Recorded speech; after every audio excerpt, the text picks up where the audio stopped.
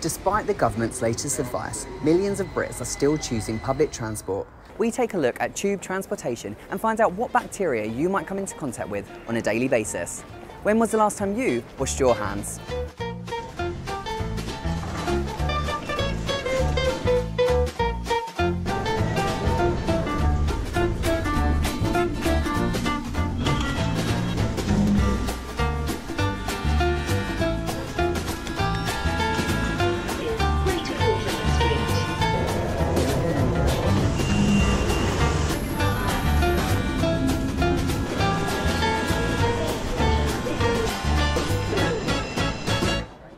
Well, that was hot, sweaty and a little bit dirty, and as you can see it is dirty, so I dread to think what we've picked up, but it's time to send it off to the lab to find out.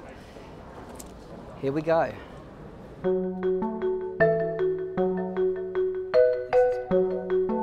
This is an example of a fungus here. You can see it, and you can see they form these kind of... All that I've done here is just fingerprinted the glove onto some fairly standard rich media. The thing I found really interesting was just how dirty it was. I mean, that really shocked me. I've travelled on the Underground myself a few times, and you never really think of it. You put your hands on the bars and on the seats, and it was absolutely black. Looking at this sample, there's clearly a number of different bacterial types. There's evidence of a Pseudomonas colony on one of these. I think this one here is Pseudomonas. What we also found, things like Salmonella and E. coli, and MRSA. These are pathogenic bacteria. Pathogen is basically a bacterium that will cause disease or fungus that will cause disease.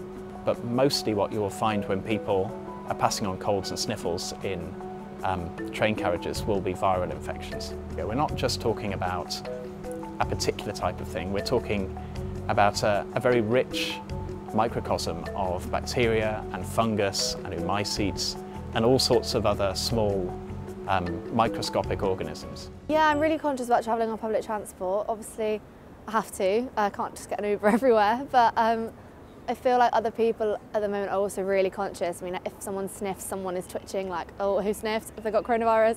But also, I feel like in London especially, we do tend to pull together and things like that, so people are being quite vigilant and being quite mindful, but it's definitely a consideration, but one I don't really have the luxury of foregoing. I would think most people are washing hands a lot more now, I would think, but I don't know. We don't want to get into it, don't want to get coronavirus. Hygiene is important at any time, so be sure to wash your hands regularly and think about what you're touching next time you travel.